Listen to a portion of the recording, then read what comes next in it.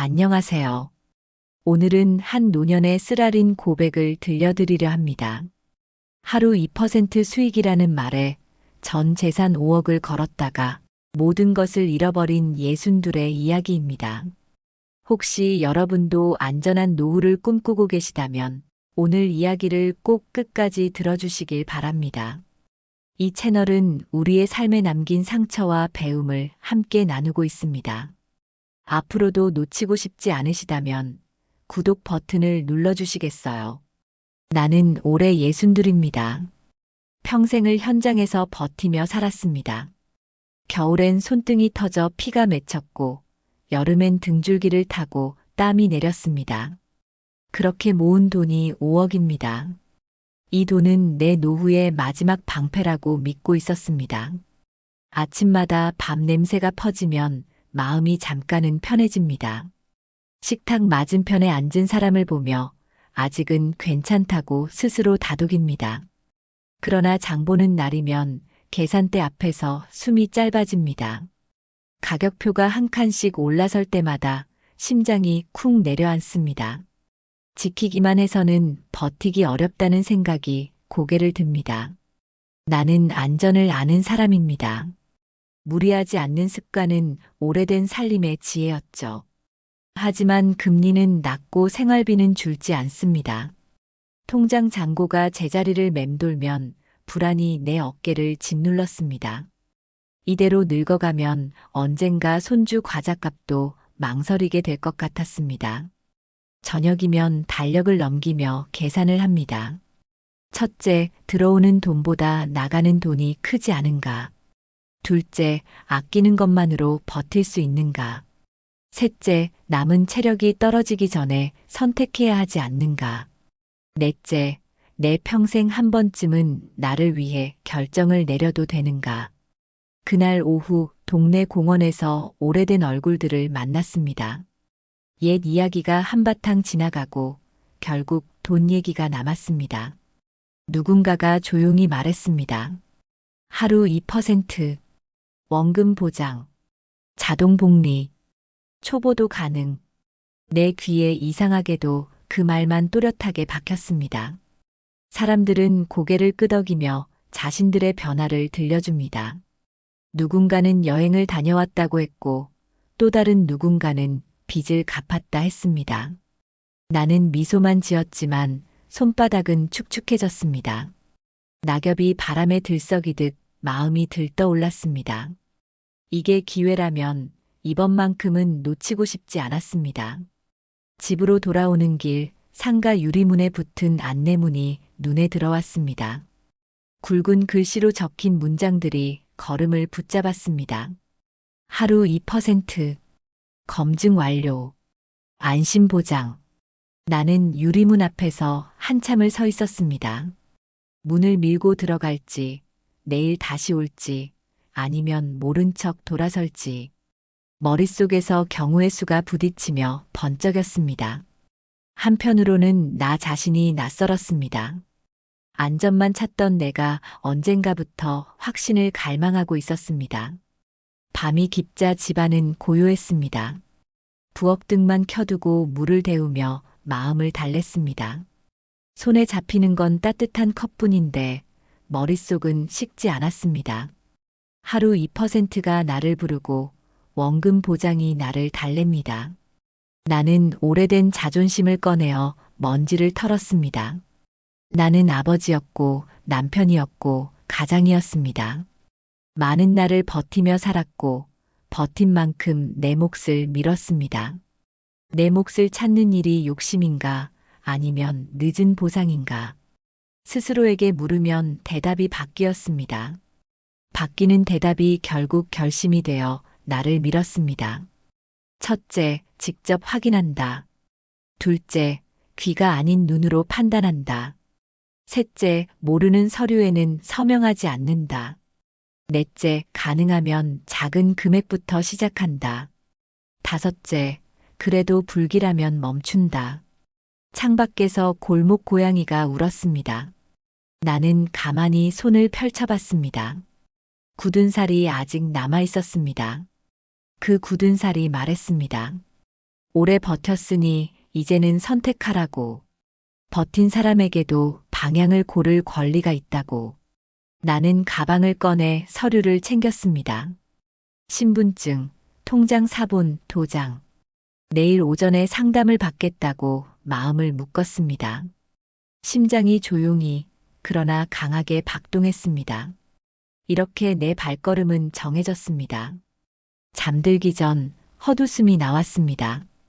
불안과 설렘이 서로의 꼬리를 물었습니다. 마음 한구석에서 작은 그림자가 손을 흔들었습니다. 돌아가자고, 아직 늦지 않았다고.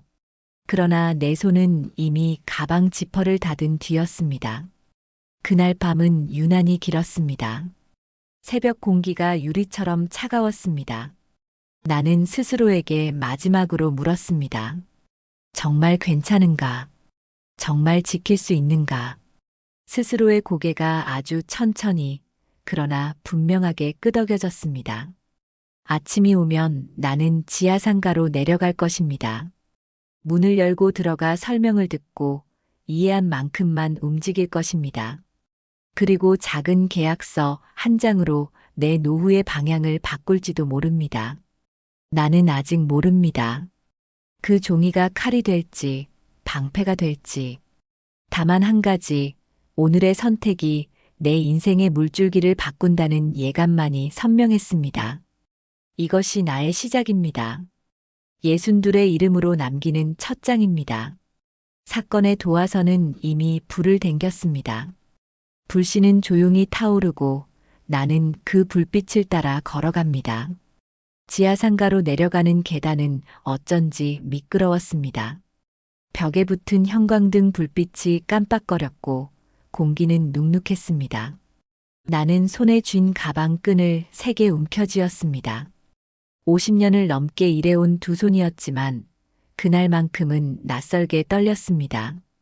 발걸음이 한 칸 내려갈수록 가슴은 요동쳤습니다. 문을 열자 밝은 음악이 흘렀습니다.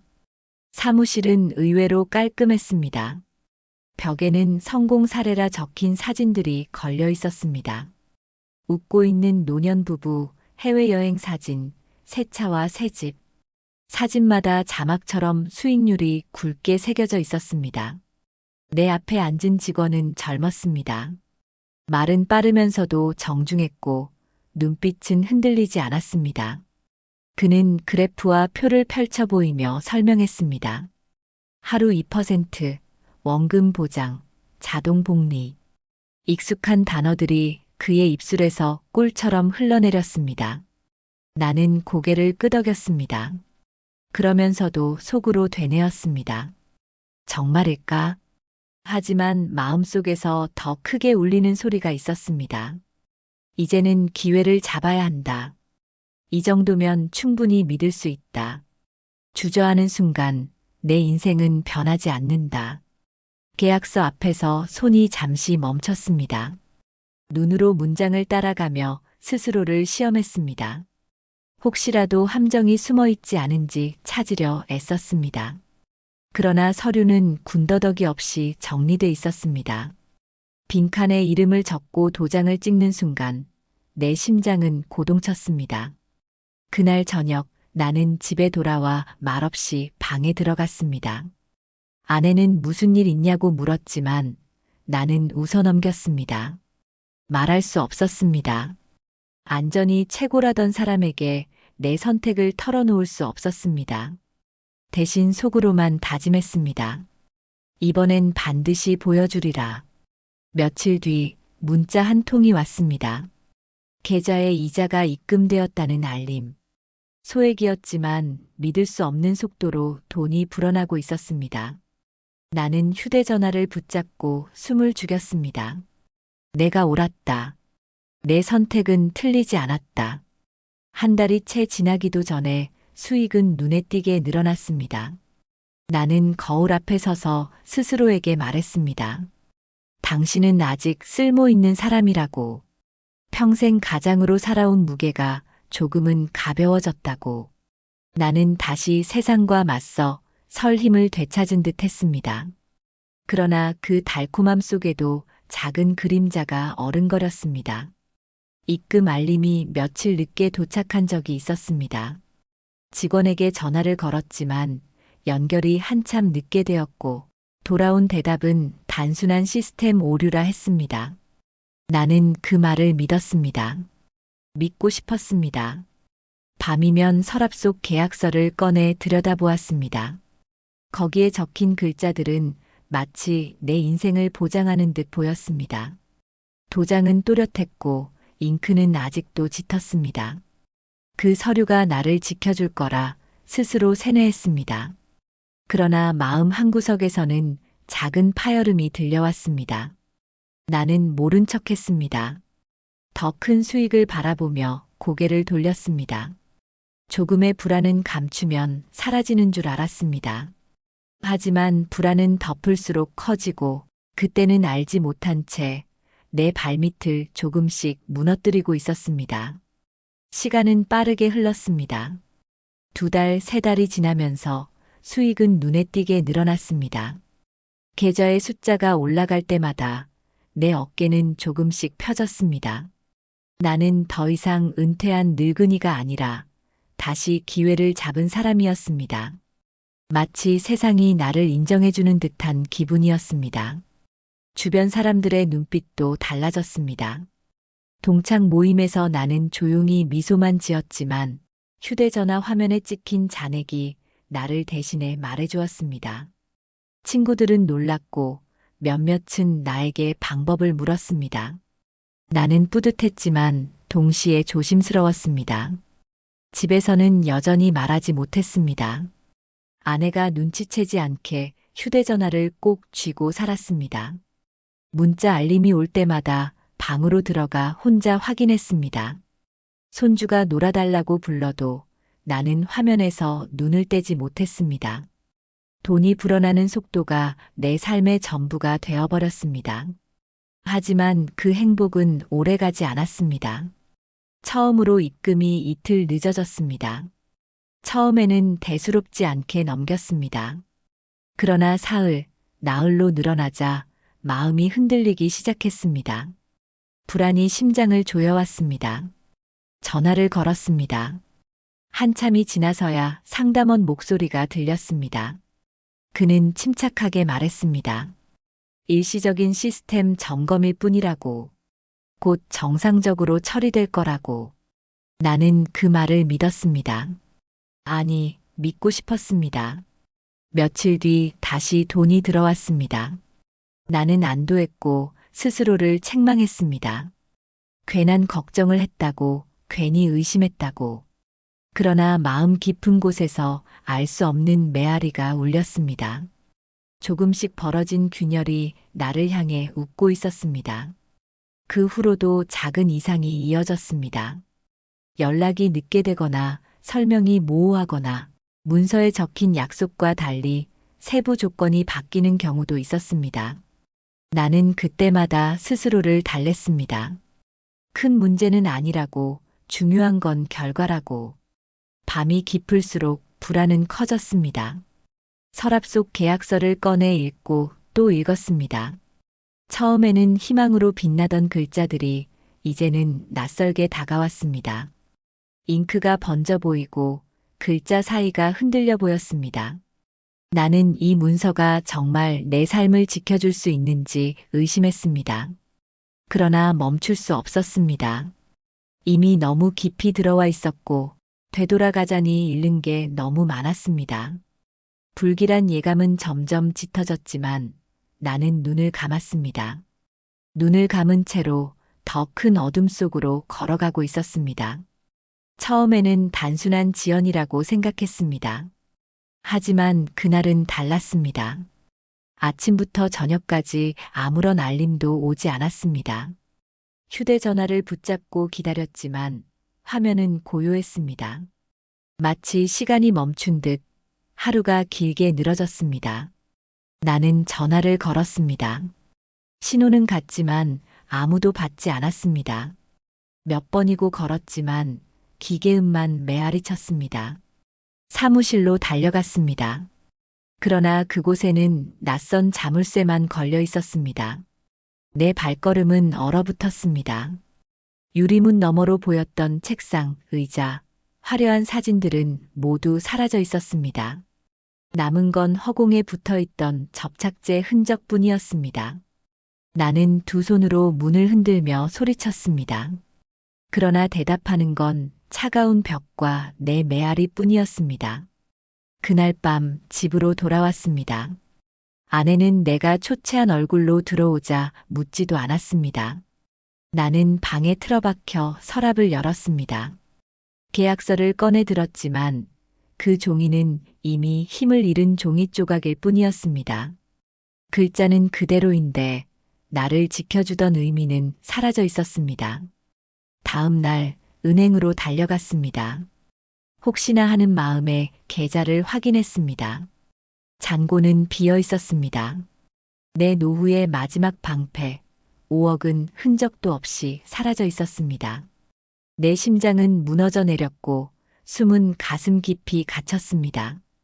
나는 멍하니 거리에 서 있었습니다. 사람들이 오갔지만 아무도 나를 보지 않았습니다. 세상은 그대로 흘러가고 있었고 무너진 것은 오직 내 인생뿐이었습니다. 그 순간 나는 완전히 혼자가 되었습니다. 밤이 찾아왔습니다. 아내의 얼굴을 바라보지 못했습니다. 입술이 떨렸고 목소리는 나오지 않았습니다. 손주 방에서 들려오는 웃음소리가 가슴을 찔렀습니다. 나는 속으로 중얼거렸습니다. 말해야 한다. 하지만 어떻게? 내 손이 떨리며 술잔을 움켜쥐었습니다. 눈물이 목구멍을 막고 올라왔습니다. 평생 지켜온 가족에게 이제는 상처만 남겼다는 죄책감. 아버지로서, 남편으로서 무너진 내 그림자가 나를 짓눌렀습니다. 나는 주저앉아 조용히 울었습니다. 나는 더 이상 숨을 곳이 없었습니다. 밤마다 뒤척이며 눈을 감아도 사라진 돈이 눈앞에 어른거렸습니다. 내가 붙잡은 계약서는 종이 조각이 되었고 내 가슴 속에는 오직 죄책감만 남아 있었습니다. 결국 나는 입을 열기로 했습니다. 저녁 밥상 위에서 아내의 눈을 마주했습니다. 숟가락이 잠시 멈췄고 방 안은 고요해졌습니다. 나는 숨을 깊게 들이마시며 말했습니다. 5억을 잃었다고. 하루 2%를 믿었다고. 내 인생이 한순간에 무너졌다고. 아내의 얼굴은 굳어졌습니다. 처음에는 말이 없었습니다. 그 눈빛에는 놀라움과 분노, 그리고 깊은 상처가 섞여 있었습니다. 입술이 떨리며 나지막한 목소리가 흘러나왔습니다. 어떻게 그럴 수 있냐고. 왜 나한테 말하지 않았냐고. 그 순간 방문이 열리고 자식들이 들어왔습니다. 내 고백을 들은 그들의 눈빛은 칼날 같았습니다. 아버지, 그 돈은 우리의 미래였다고. 왜 혼자서 그런 결정을 했냐고. 내 가슴은 그 말에 무너져 내렸습니다. 나는 대답하지 못했습니다. 변명은 모두 핑계일 뿐이었습니다. 내가 지켜야 할 자리에서 나는 가장 먼저 무너졌습니다. 자식들의 목소리는 점점 높아졌고 아내의 눈에서는 눈물이 흘렀습니다. 그날 밤 집안은 침묵으로 가득했습니다. 나는 거실에 홀로 앉아 있었습니다. 불 꺼진 집은 마치 나를 심판하는 법정 같았습니다. 모든 것이 나로 인해 무너졌습니다. 돈만 잃은 게 아니었습니다. 가족의 믿음까지 잃었습니다. 내 손은 떨렸고 숨은 막혔습니다.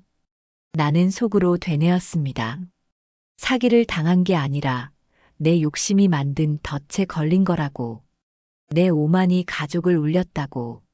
나는 스스로의 그림자와 맞서야 했습니다. 이제 되돌릴 수는 없습니다. 시간은 흘렀고 돈은 사라졌고 상처는 남았습니다. 내가 할 수 있는 건 단 하나, 고백과 참회뿐이었습니다. 무너진 자리에서 다시 일어설 수 있을까? 그 답은 아직 알 수 없었습니다. 밤이 깊어도 집안은 적막했습니다. 아내는 방 문을 닫았고 자식들은 말을 걸지 않았습니다. 내 발걸음이 거실 바닥을 맴돌 뿐 어디에도 머물 수 없었습니다. 모든 시선이 나를 향해 있었지만 아무도 내게 다가오지 않았습니다. 나는 집 안에서 가장 외로운 자리에 서 있었습니다. 다음 날 아침 거울 앞에 섰습니다. 수척한 얼굴이 낯설게 다가왔습니다. 평생 버텨온 굳은 살이 아직 손에 남아있는데 정작 지켜야 할 건 하나도 지켜내지 못했습니다. 내 자신이 초라하게 느껴졌습니다. 머릿속에서 두 목소리가 싸웠습니다. 첫째, 아직 늦지 않았다. 방법을 찾아야 한다. 둘째, 이미 끝났다. 더 이상 발버둥치지 마라. 희망과 절망이 번갈아가며 나를 끌어내렸습니다. 그 싸움 속에서 나는 흔들렸습니다. 은행을 찾아갔습니다. 담당 직원은 냉정한 목소리로 말했습니다.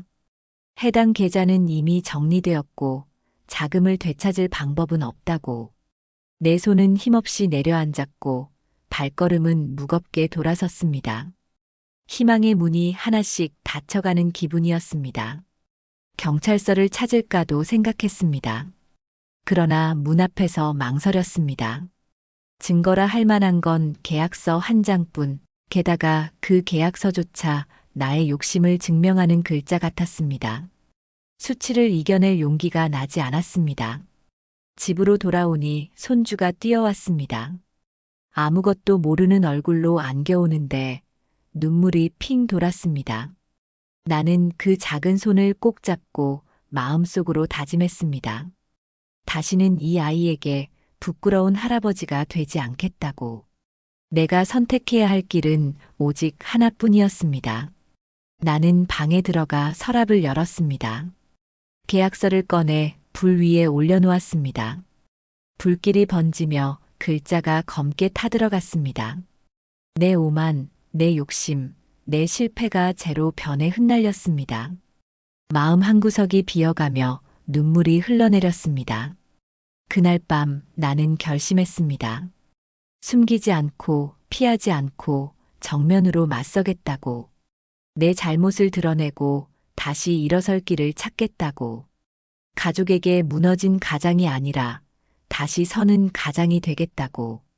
나는 그렇게 선택의 갈림길에서 발걸음을 옮겼습니다. 며칠 동안 나는 집과 골목을 맴돌며 지냈습니다. 아내와 자식들은 여전히 차갑게 식은 눈빛이었고 나는 무거운 침묵 속에서 하루하루를 견뎌야 했습니다. 그때 우연히 동네 시장에서 오래된 얼굴 하나를 마주쳤습니다. 같은 모임에 다니던 이웃이었습니다. 그는 나를 보자마자 눈을 피했습니다. 나는 본능적으로 다가갔습니다. 조심스럽게 말을 꺼내자 그는 손사래를 치며 속삭였습니다. 자기도 당했다고 5억이 아니라 3억을 잃었다고. 순간 내 심장은 쿵 하고 내려앉았습니다. 나는 그 자리에 얼어붙었습니다. 내 고통이 혼자가 아니었다는 사실이 충격이었습니다. 분노와 허탈함이 동시에 몰려왔습니다. 알고 보니 같은 방법으로 속은 이웃이 여럿 있었습니다.